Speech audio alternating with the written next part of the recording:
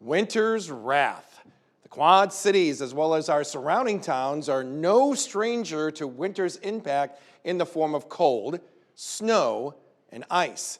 And as these days get shorter, people are curious as to what this winter season may hold. Well, we may be able to answer these questions, from updated winter headlines, the winter forecast, to our own snowfall predictions. Thanks for joining us, everyone. I'm Chief Meteorologist James Zahara. So let's get started with the question, and that is, what will our winter forecast be like? Well, there are so many elements that go into a long-range winter forecast. And really one of the biggest factors that plays a part this year is maybe something you might have heard us recently talk about, La Nina. But how does this oceanic phenomena impact the winter, not only in the country, but its impact right here in the Quad Cities as well? Meteorologist Andrew Stuskey explains. It is no secret that a meteorologist's biggest nightmare, snowfall forecasting, let alone forecasting an entire winter season's worth of snowfall. But even this early in the game, we begin to see some pieces of our winter forecast puzzle come together to give us somewhat of a trend and a little bit of a cleaner picture of what we're looking at for the upcoming winter season. These are a few of the puzzle pieces that we're going to be tracking in the next several weeks. Of course, we want to see, will there be a continuation of an ongoing La Nina, or will we hop back into an El Nino?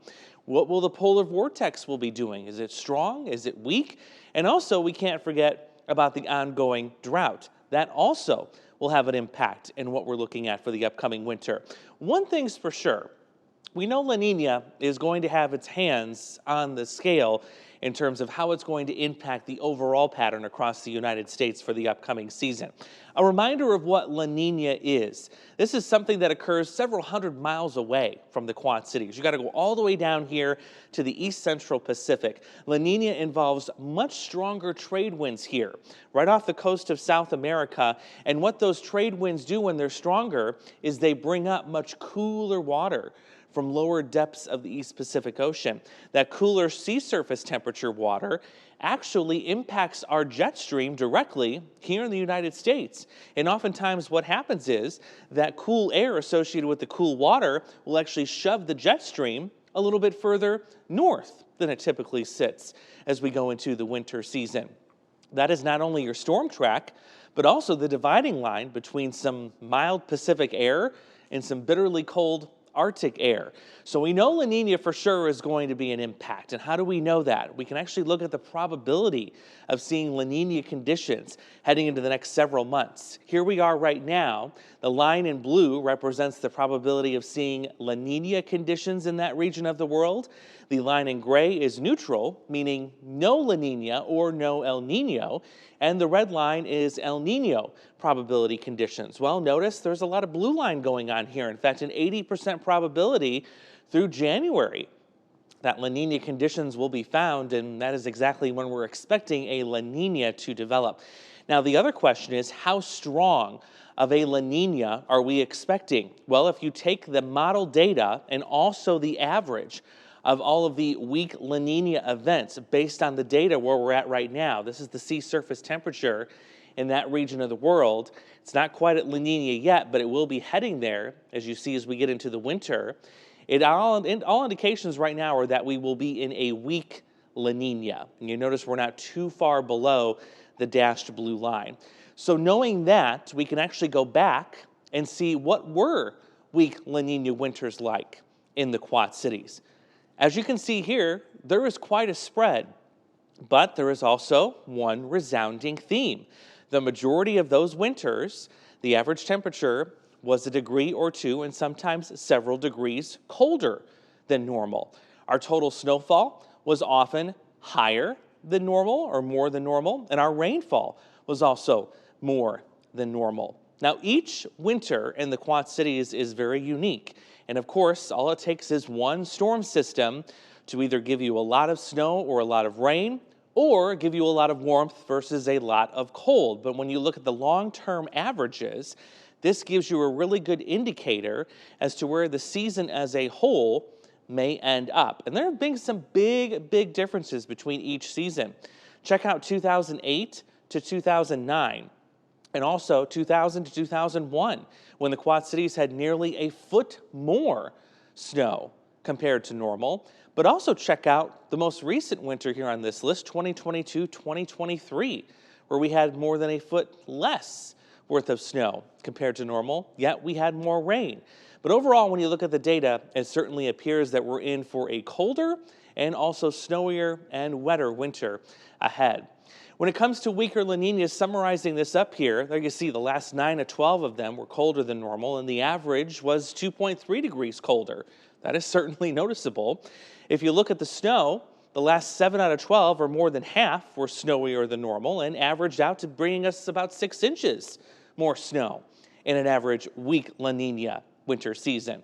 And then rain, can't forget about that. Also more than half were wetter than normal, and they averaged almost 1.5 inches more rainfall than normal.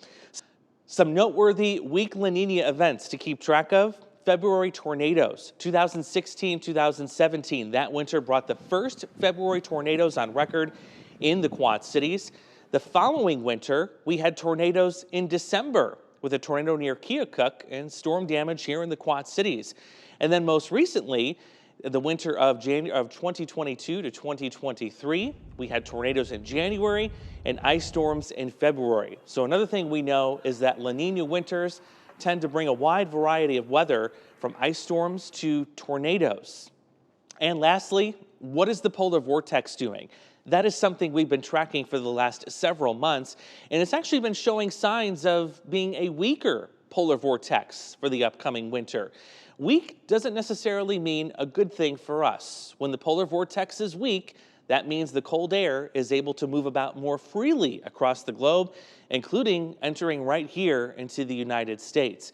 The forecast calls for some strengthening of the polar vortex as we get deeper into the winter months, but it will be another thing we'll be tracking very closely heading into the upcoming winter season. So as you can see, we have a fairly good idea as to what the upcoming winter season could offer, minus a kink or two here and there, depending on storm systems, track, moisture, and of course, what the polar vortex is going to do. But hopefully this gives you a better sense at the complications of the winter forecast, especially when it comes to snowfall, just how intricate and also how complicated it can be. Don't forget, you've got a great resource right here on the WQAD 8 Plus app, especially when a winter storm threatens the Quad Cities. Not only can you get extended coverage, but you can also see exclusive content just like this right here for free 24/7, streaming live at times too in the WQAD 8 Plus app. Thanks, Andrew. And of course, you can check out Andrew Susky on Good Morning Quad Cities and News 811, Monday through Friday, right here on News 8. Well, that covers the scientific side, how we can forecast the upcoming winter season, but what other methods are actually out there? Well, one, strangely enough, that gets plenty of attention. Yeah, it's the Farmer's Almanac. It has provided guidance for more than 200 years and offers to predict forecasts months in advance. We can actually show you what has happened here in the Quad Cities on the past 12 seasons right here with the history that has taken place, okay? So based on the Farmer's Almanac, compared to what actually happened when it comes to the mean temperature and snowfall, the results, as you can see here, and there's a lot of them, either half right or, unfortunately, half wrong. So let's kind of clarify what we could actually see when it comes to, let's say, this winter outlook. You got the entire country here, but of course we're going to focus mainly around Iowa and Illinois. And if you kind of make an assumption here, it looks like we expect to see more cold this winter season, based on the Farmer's Almanac. When it comes to snowfall, either way, maybe talking about average snowfall around the Hawkeye State to maybe a little bit more than average snowfall, okay? Now, of course, a lot of people also ask when they see the breakdown in the winter season across the country, the question comes up as to this: how is the Farmer's Almanac really put together? I mean, you're talking about the entire country, you're breaking it down into certain sections. How is the Farmer's Almanac put together? There's her answer. It's a mystery even today. Some may say it's based on sunspots. Some may say it's based on magnetic fields. But there's really no scientific proof when it comes to forecasting the weather when it's come based on the Farmer's Almanac. Bottom line is this, folks. If you're basing your 3, your 4, or your 5-day winter vacation on the Farmer's Almanac, my advice to you, don't change those plans. Predicting snowfall totals can be one of the most difficult things to forecast, really, for any meteorologist, as there are many factors that can affect those amounts. Storm Track 8 meteorologist Morgan Strackbine breaks down what snow ratios mean and why snow amounts can range significantly across our region. For almost every snow event, you will see the Storm Track 8 weather team show ranges of snowfall expected for your hometown and even show probabilities of chances to get measurable snow. But why do we need ranges for snow forecasting? Well, let's talk about snow ratio. What is snow ratio? In simple terms, it's the amount of liquid water contained in a column of snow. And our general rule of thumb is we use about a 10-to-1 ratio. That means 10 inches of snow to 1 inch of water. But this is definitely not the case for every storm system. It can even range from hometown to hometown with each event. Well, why is that? Snow ratios depend on many factors, especially the temperatures. And we're looking at temperatures not only at the surface, but we're looking above the surface and looking at that depth of warm layer. If it's gonna melt before it reaches the ground, if those temperatures are a little warmer and it can break apart some of those snowflakes as well. Other than that though, temperature is definitely one of those big factors. Second, wind. If it's really, really windy out there, which we definitely see with a lot of our snow systems, it can actually cause some of those snowflakes to break apart and fall apart, which actually will lower that snow ratio and in turn, lower accumulation amounts. Ice and clouds. This gets a little more into the microphysics of clouds, but if we do see a lot of supercooled droplets present, if we see a lot of moisture in some of those clouds and it could produce a lot of ice crystals, that will actually lead to higher snow ratios or higher amounts. Well, let's take a look at some different scenarios when we're talking about wet or dry snow. You'll hear us say that as well. When it comes to wet snow, we definitely see temperatures at or maybe slightly above that freezing mark. So the snow ratio would be for every 1 inch of water, you get 6 inches of snow. And you'll also hear us talk about how difficult wet snow is to remove. It's very heavy. It's what we call that heart attack snow. Well, then when we shift to that average or that rule of thumb we just talked about, the 1 inch of water to every 10 inches of snow. And that's where we see temperatures just below that freezing mark. Again, on average, really when we see our snow events come in, we really do see temperatures just around that 30-degree range. Well, say we lower it even more and we have these frigid temperatures in place and we have a snow system coming in. If we see temperatures max out at only the mid-20s, we really could raise those snow ratios. For every 1 inch of water, you could get anywhere from 15 to 16 inches of snow. And again, that dry snow is really easy to remove, but again, it does pose that threat of bringing in a lot more accumulation. Well, let's talk about some winter fun. Again, with wet or dry snow, what's the best snowman building? I'm sure you already have an idea, but let's take a look at the temperature profiles. So if you do see a snowstorm coming and you're looking to maybe get out and play in the snow, have the kids play in the snow, well, if you see temperatures are going to be below 28 degrees, it's likely going to be too fluffy. It falls apart, you don't get much compaction.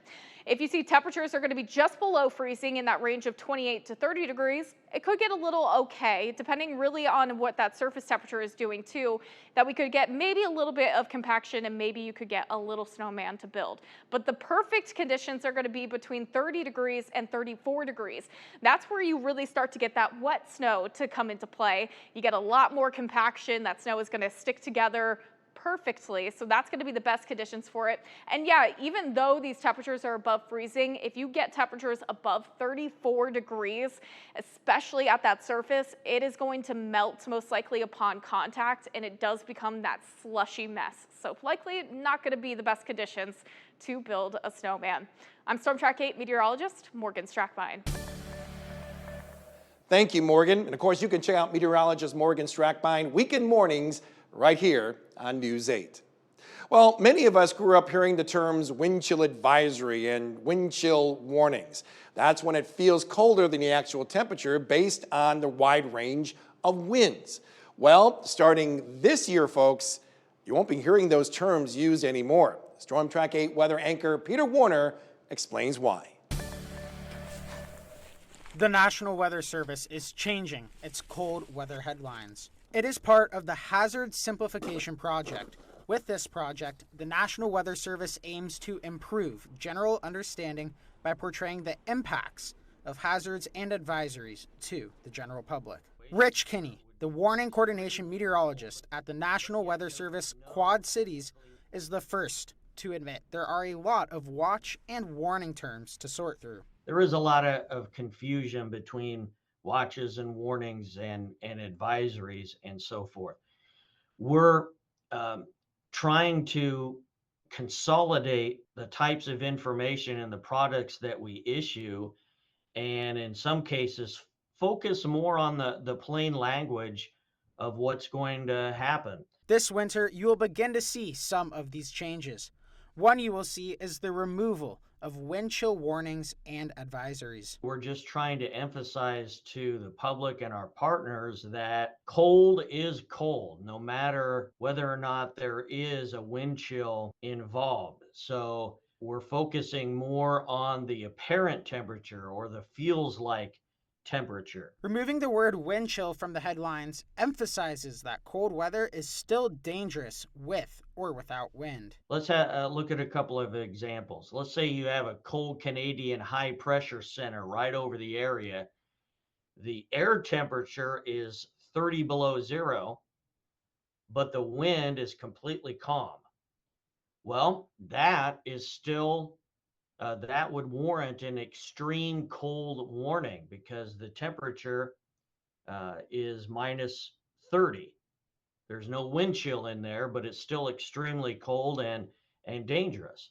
Now let's take a look at another scenario. Say the air temperature is at 0 degrees, but you have those wind speeds up to 30 miles per hour. That would make the feels like at 30 degrees. Yeah, there is that wind chill of minus 30, but it would still warrant an extreme cold warning because no matter what, the feels like is minus 30 and it is still dangerous to be outside.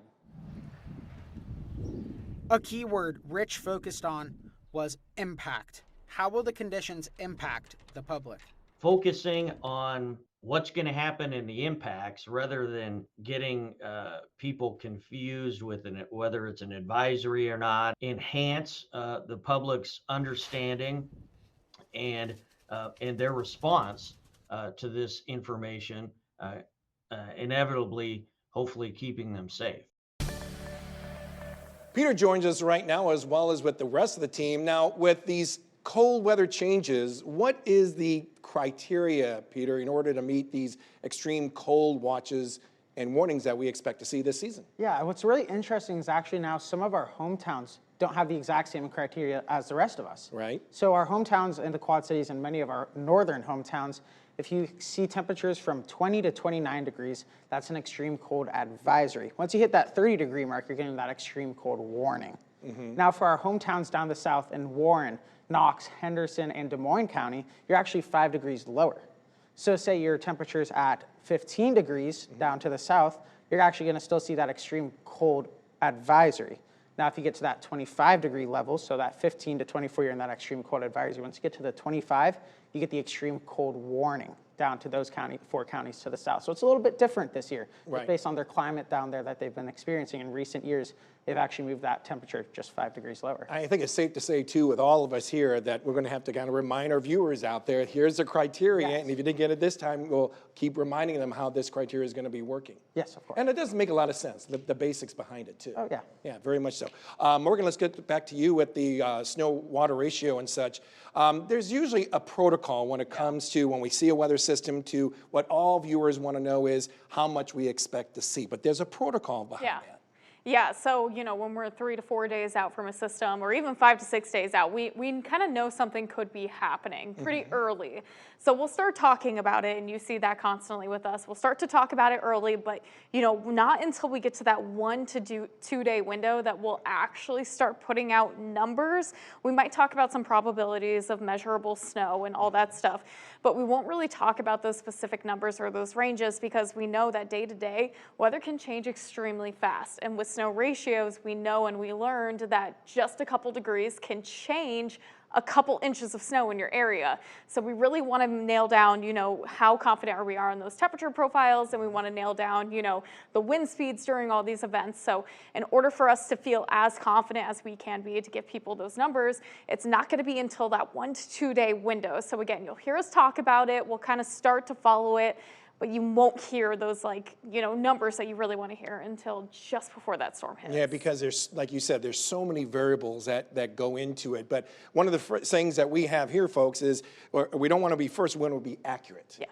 And that's the key when it comes to these snowfall forecasts that we give. And hopefully we see little of those instead of a lot of those. We'll see, depending on how much you hate or do love snow. Let's put it that way. And then, of course, Andrew with La Nina, of course, big story. There's so much to talk about. And La Nina can be quite variable from year to year or when La Nina does exist. You know what, it really can. It's such a special breed of a pattern because you're talking about the interaction of two jet streams. You've got the southern jet stream interacting with the Arctic jet stream. Where those two meet, when those two meet, is really going to impact whether you're going to have a warmer or a colder winter. As I've shown you, it can be really either or.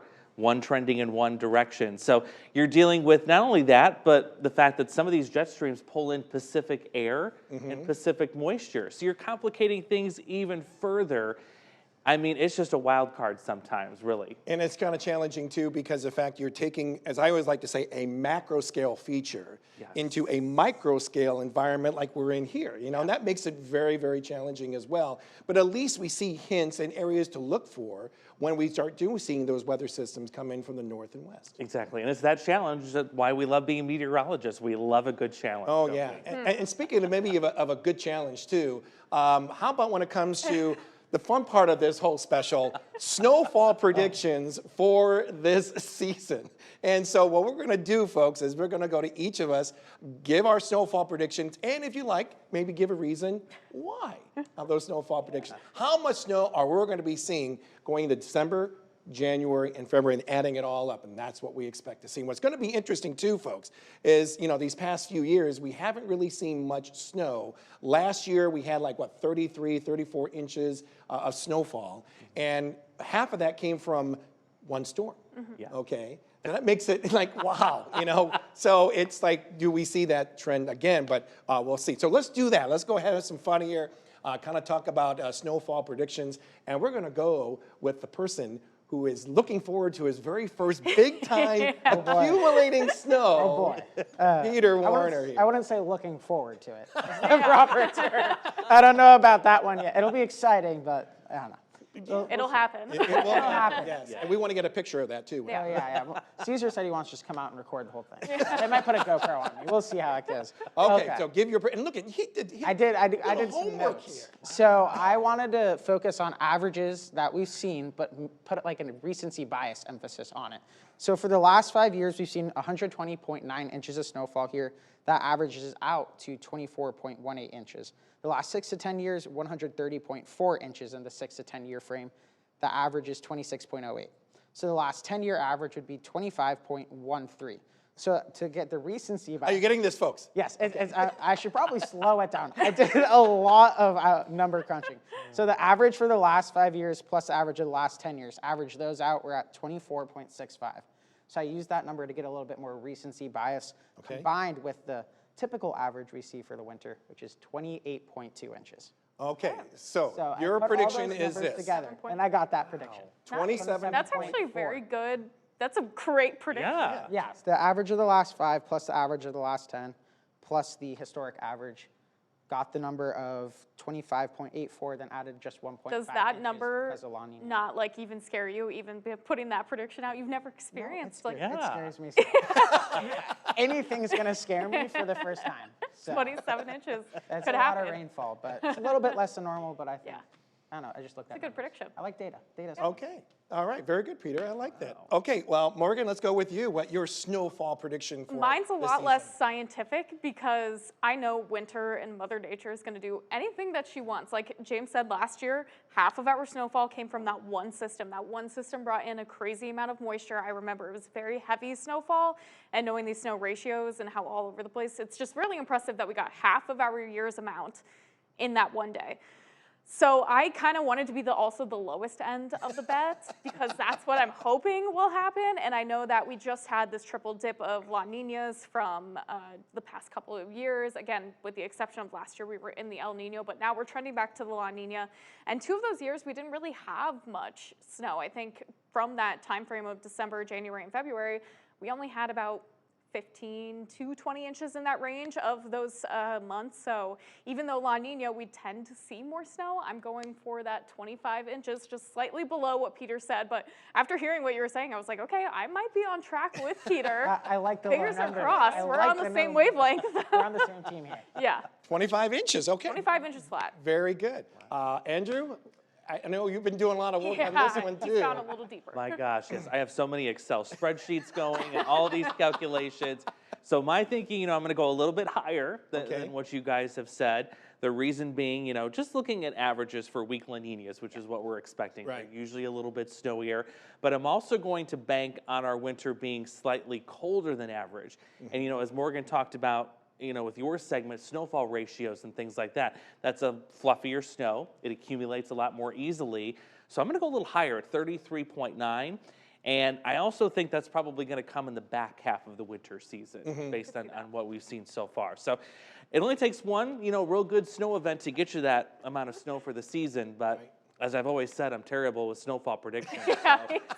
Maybe cut that number in half, maybe is a little more realistic. But just in case, I'm going to bank on that one late season snowfall to push us to 33. I'm sure it'll happen. I would say, with all the elements as you just mentioned, I have to agree with that too. I think, the stratospheric winds are going to be a lot weaker. So I think that we have a chance of punching in a little bit more cold. I think the active amount of moisture that we have been seeing, especially throughout most of this year, I think is going to return going into this winter season. More of that Pacific moisture, I think, that we may be injecting into the area.